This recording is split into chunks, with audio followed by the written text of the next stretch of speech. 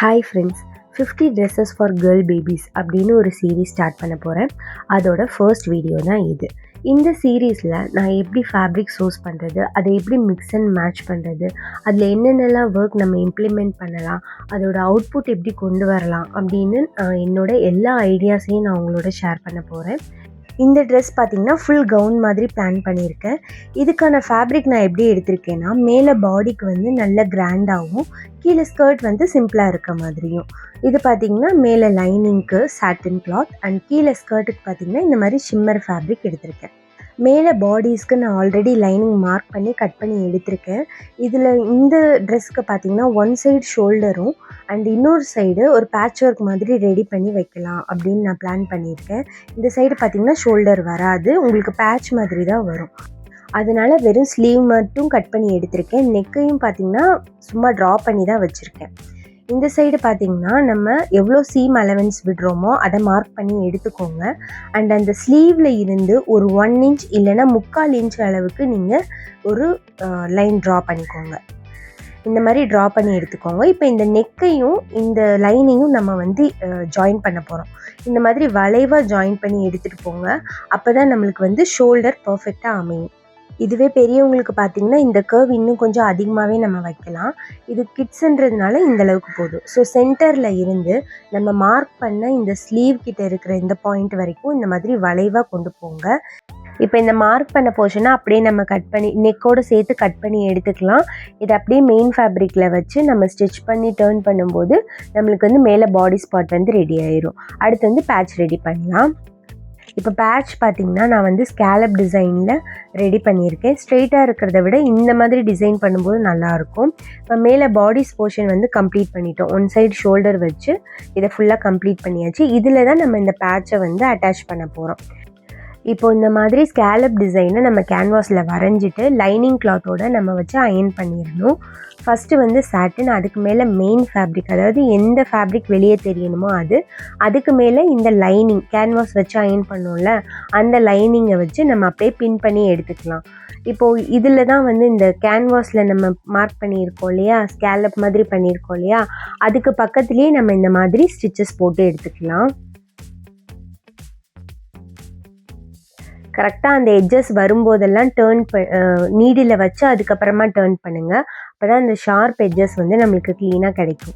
இப்போ மிச்சம் இருக்க ஃபேப்ரிக் எல்லாத்தையுமே நான் கட் பண்ணி எடுத்துக்கிறேன். இப்போ குட்டி குட்டி நாச்சஸ், நிறைய நாச்சஸ்லாம் போட்டுட்டு நம்ம அப்படியே அதை டர்ன் பண்ண போகிறோம். இந்த மாதிரி நாச்சஸ் போடும்போது தான் நம்மளுக்கு அந்த ஷார்ப்பான எட்ஜஸ்லலாம் வந்து அழகாக வளைவாக கிடைக்கும். இதை இப்படியே நான் டர்ன் பண்ணி எடுத்துக்கிறேன்.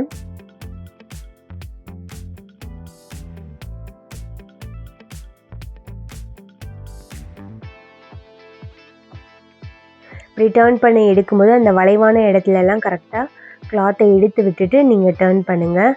அப்போ தான் நம்மளுக்கு அந்த வளைவான ஸ்கேலப் டிசைன் வந்து அழகாக கிடைக்கும். இப்போ இதை நீங்கள் இதே மாதிரி வச்சு அயன் பண்ணிக்கோங்க. இல்லைன்னா இந்த மாதிரி மேலே டாப் ஸ்டிச் போட்டு நீங்கள் அந்த டிசைனை வந்து கரெக்டாக வளைவாக கொண்டு வந்துடுங்க. இதை இப்படியே இந்த மெயின் ஃபேப்ரிக்கில் வச்சு நம்ம அட்டாச் பண்ண போகிறோம். இது வந்து எங்கே நம்ம ப்ளேஸ் பண்ணுறோம் அப்படின்றத பார்த்து பின் பண்ணி எடுத்துக்கோங்க.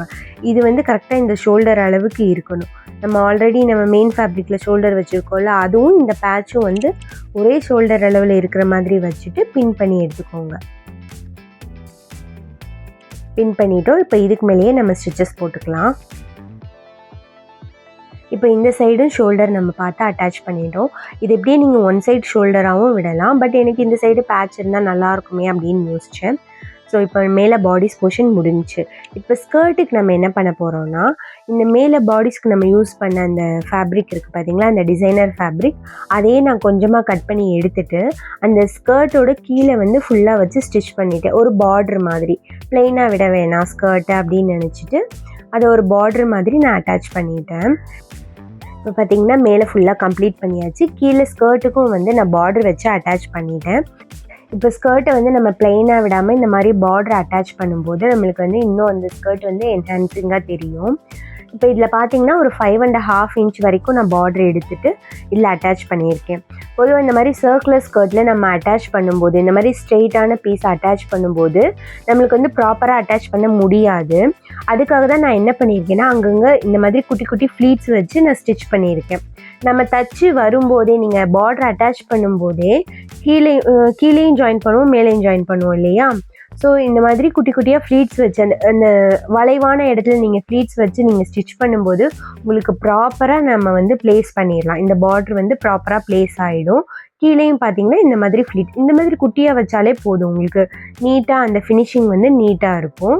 இந்த இதில் பார்த்தீங்கன்னா ஃபுல்லாகவே நான் இந்த மாதிரி குட்டி குட்டி ஃப்ளீட்ஸ் மாதிரி வச்சு ஸ்டிச் பண்ணியிருக்கேன். இப்போ இந்த ஸ்கர்ட் பார்ட்டையும் மேலே பாடிஸ் பார்ட்டையும் ரெண்டையுமே அட்டாச் பண்ணிக்கலாம். அதுக்கப்புறம் பார்த்தீங்கன்னா நான் ஒரு ஃப்ளவர் பண்ண போகிறேன். இந்த மேலே பாடிஸில் வந்து ஒரு பெரிய ஃப்ளவர் மாதிரி பண்ண போகிறேன். அதுக்கு ஃபஸ்ட்டு என்ன பண்ணுறோன்னா, இந்த மிஷினோட ஸ்பீடை வந்து 5ல் வச்சுக்கோங்க. வச்சுட்டு எந்த ஃபேப்ரிக்கில் எந்த கிளாத்தில் நீங்கள் வந்து ஃப்ளவர் பண்ணணுமோ அதை எடுத்துக்கோங்க. நான் அந்த ஷிம்மர் ஃபேப்ரிக் எடுத்திருக்கேன். ஸோ ஃப்ளவர் வந்து நல்லா அழகாக இருக்கும். இப்போ இதுக்கு பார்த்தீங்கன்னா 6 இன்ச் வரைக்கும் நான் கிளாத் எடுத்திருக்கேன். இப்போ இதை 2ஆக மடித்து நம்ம ஸ்டிச்சஸ் போட போகிறோம். அண்ட் இதோட ஸ்டிச்சிங் ஸ்பீடை வந்து நான் 5ல் வச்சுருக்கேன். அப்படி வைக்கும்போது தான் நம்மளுக்கு வந்து அந்த கேதரிங் மெத்தடில் அந்த த்ரெட்டை வந்து ஈஸியாக பிடிச்சி இழுத்து நம்ம ஃப்ளவர் மாதிரி மேக் பண்ண முடியும். இப்போ இதை இந்த மாதிரி 2ஆக மடித்து ஸ்டிச்சஸ் போட்டுக்கலாம். இப்போ எண்டு வரும்போது இந்த மாதிரி கொஞ்சம் த்ரெட்டு விட்டுட்டு அதுக்கப்புறமா கட் பண்ணி எடுத்துக்கோங்க. இதை இப்படியே நம்ம டர்ன் பண்ணி எடுத்துக்கலாம்.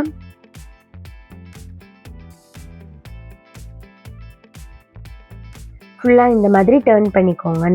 நல்ல பக்கமாக பார்த்து எடுத்துக்கோங்க.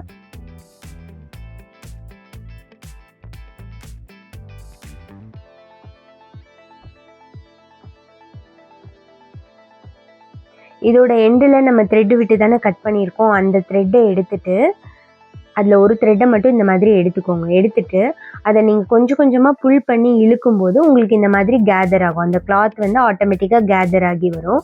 இது வந்து கேதரிங் மெத்தடுன்னு நம்ம சொல்லுவோம். இதை வந்து கேதர்ஸ் பண்ணுறதுக்கும் நம்ம யூஸ் பண்ணிக்கலாம். இந்த மாதிரி ஃப்ளவர் மேக் பண்ணுறதுக்கும் யூஸ் பண்ணிக்கலாம். இப்படி கொஞ்சம் கொஞ்சமாக இழுக்கும்போது உங்களுக்கு அது ஆட்டோமேட்டிக்காக அதுவே கேதர் ஆகி உங்களுக்கு ஒரு ஃப்ளவர் மாதிரி கிடைக்கும். கொஞ்சம் மெதுவாக இழுங்க, பார்த்து இழுங்க, இல்லைன்னா அந்த த்ரெட் வந்து கட் ஆகிறதுக்கும் சான்ஸ் இருக்குது. இதே மாதிரி இந்த கிளாத்தோட ஃபுல்லாக நம்ம வந்து இந்த மாதிரி கேதர் பண்ண போகிறோம். இந்த மாதிரி ஃபுல்லாக கேதர் பண்ணி எடுத்துக்கோங்க. இதை ஜஸ்ட்டு நீங்கள் வந்து இந்த மாதிரி சுற்றி வச்சிங்கனாலே உங்களுக்கு ஒரு ஃப்ளவர் ஷேப்பில் கிடச்சிடும். இப்போ இதோட சென்டரில் வந்து இந்த மாதிரி சுற்றி வச்சுட்டு நம்ம சென்டரில் ஸ்டிச்சஸ் போட்டோம்னா நம்மளுக்கு ஃப்ளவர் ஷேப்பில் கிடச்சிடும். இதை அப்படியே நம்ம மெயின் ஃபேப்ரிக்கில் அட்டாச் பண்ண போகிறோம். அதை அட்டாச் பண்ணும்போதே பார்த்தீங்கன்னா பெரிய சைஸ் 3 பேர்ல் பீடு வந்து நான் சென்டரில் வச்சு அட்டாச் பண்ணிவிட்டு கீழே ஜஸ்ட் ஒரு ஹேங்கிங்ஸ் மாதிரி நான் ஸ்டிச் போட்டிருக்கேன். இது பார்த்திங்கன்னா நம்ம மெஷினில் ஸ்டிச் பண்ணுறதை விட இப்படி நீங்கள் கை ஊசிலேயே ஸ்ட்ராங்காக ஒரு 2-3 தையல் சேர்த்து போட்டிங்கனாலே நம்ம கை ஊசிலேயே நம்ம ஸ்டிச் பண்ணிக்கலாம். ஃபஸ்ட்டு வந்து அந்த ஷோல்டரில் ஃபிக்ஸ் பண்ணிவிட்டேன். அதுக்கு மேலே நீங்கள் என்ன டிசைன் பண்ணணுமோ அதுக்கு தகுந்த மாதிரி இந்த மாதிரி பீட் வைக்கிறதுனாலும் சரி, உங்களுக்கு என்ன டிசைன் பண்ணணுமோ பண்ணிவிட்டு நீங்கள் அட்டாச் பண்ணிக்கோங்க. இப்போ இதில் பார்த்தீங்கன்னா கீழே ஹேங்கிங்ஸ் வச்சு இதை நான் அப்படியே கம்ப்ளீட் பண்ணிக்கிறேன். இப்போ வந்து இந்த ஃப்ளவர் போர்ஷன் வந்து கம்ப்ளீட் ஆகிடுச்சு. அடுத்து வந்து பார்த்திங்கன்னா ஹிப்பில் வந்து வேறு டைப் மாடல் ஃப்ளவர் வந்து நம்ம பண்ணலாம். அதுக்காக நான் என்ன பண்ணியிருக்கேன்னா, சர்க்குலர் ஷேப்பில் வந்து ஒரு கார்ட்போர்டில் எடுத்து அதை இந்த மாதிரி கட் பண்ணி எடுத்துக்கிறோம். இது வந்து ஜஸ்ட் நீங்கள் வந்து சிசரில் கூட கட் பண்ணி எடுக்கலாம். பட் அதோட ரா எட்ஜஸ் வந்து உங்களுக்கு சரியாக சீல் ஆகணுன்றதுக்காண்டி தான் நான் இந்த டைப்பில் வந்து எடுக்கிறேன். இதே மாதிரி நீங்கள் எவ்வளோ ஃப்ளவர்ஸ் பண்ணணுமோ அதுக்கு தகுந்த மாதிரி சர்க்குலராக கட் பண்ணி எடுத்துக்கோங்க.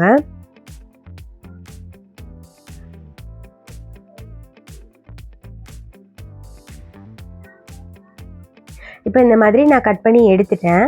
இப்போ இதை நம்ம ஜஸ்ட்டு வந்து ஒரு 4 ஃபோல்டிங்ஸ் பண்ணி ஃப்ளவர் மாதிரி நம்ம பண்ண போகிறோம். இந்த மாதிரி 4 ஃபோல்டிங் பண்ணிக்கோங்க. இந்த மாதிரி கிடைக்கும் உங்களுக்கு. இதை வச்சு நம்ம அப்படியே ஸ்டிச் பண்ணிக்கிறோம். அதோட எட்ஜஸை இந்த மாதிரி ஸ்டிச் பண்ணி எடுத்துக்கோங்க. இப்போ அடுத்த பெட்டலை எடுத்து இதே மாதிரி 4ஆக மடித்து கொஞ்சம் தள்ளி ஃபஸ்ட்டு பெட்டல் வச்சுருக்கோம் இல்லையா, அதுக்கு கொஞ்சம் தள்ளி அடுத்த பெட்டல் வைக்கிறோம். இப்போ இதையும் அதோடு சேர்த்து நம்ம அட்டாச் பண்ணி ஸ்டிச் பண்ணிக்கலாம். இப்போ இதே மாதிரி உங்களுக்கு எத்தனை பெட்டல்ஸ் வேணுமோ அந்த பெட்டல்ஸை வச்சு நீங்கள் கொஞ்சம் கேப் இருக்கிற பெட்டல்ஸை விட அதுக்கு அடுத்த பெட்டல் வந்து கொஞ்சம் கேப்பில் இருக்கிற மாதிரி இந்த மாதிரி வச்சு நீங்கள் ஸ்டிச் பண்ணி எடுத்துக்கோங்க. ஒரு பெட்டலுக்கும் இந்த மாதிரி ஸ்டிச்சஸ் போட்டுக்கோங்க. இதில் பார்த்தீங்கன்னா மொத்தம் நான் 7 பெட்டல் கிட்ட வச்சுருக்கேன். இப்படி வச்சு பார்க்கும்போதே உங்களுக்கு தெரியும் இது ஒரு ஃப்ளவர் ஷேப்பில் கிடச்சிடுச்சு. இதை நம்ம அப்படியே ஹிப் போர்ஷனில் வச்சு நம்ம ஸ்டிச் பண்ணி எடுத்துக்கலாம்.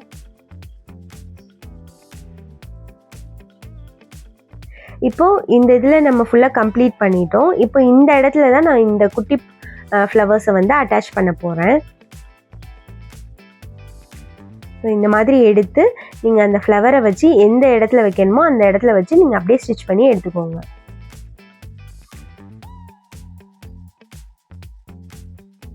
இப்போ இதோட சென்டரில் வந்து பார்த்தீங்கன்னா நான் ஒரு பேர்ல் பீட் மாதிரி வைக்க போகிறேன். ஃபஸ்ட்டு ஒரு 2-3 ஸ்டிச்சஸ் வந்து ஸ்ட்ராங்காக போட்டுக்கோங்க, அப்போ தான் அது ஸ்ட்ராங்காக நிற்கும். இதோட சென்டரில் இந்த மாதிரி ஒரு பெரிய பேர்ல் பீடை வச்சு அப்படியே அட்டாச் பண்ண போகிறேன்.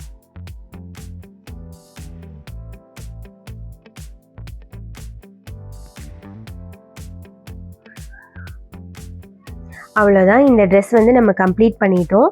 இதுதான் இதோட ஃபைனல் அவுட்லுக். பார்த்திங்கன்னா இந்த சைடு நம்ம பேட்ச் ஒர்க் பண்ணியிருக்கோம் அண்டு கீழே வந்து ஃப்ளவர்ஸ் எல்லாம் அட்டாச் பண்ணியிருக்கோம்.